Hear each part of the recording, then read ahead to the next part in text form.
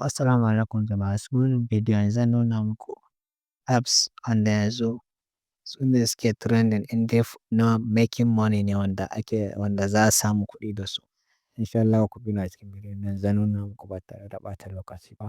Sannan idan na kalla wannan bidiyon ya samu adadin mutane da yawa da suka tsaya suka kalla duk waɗannan application da na nuna muku zan tsaya muku bidiyo a kansu yanda ake yin registration nasu gaba ɗaya da yanda ake yin amfani da su.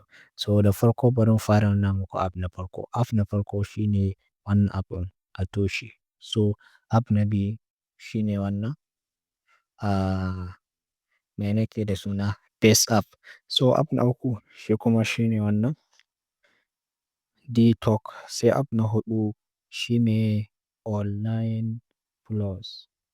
Online plus kun ga wannan online plus da shi da a toshe wallahi ku riƙe su. Ta kun ji har ban zuwa na muku.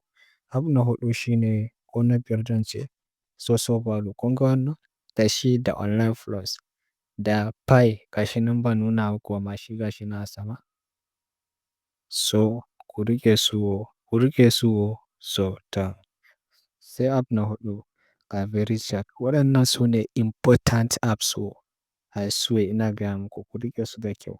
To and then idan na kalla wannan bidiyon ya tafi mutane da yawa sun kalla insha Allah zan muku bidiyo yanda ake yin registration na waɗannan apps ɗin insha Allah.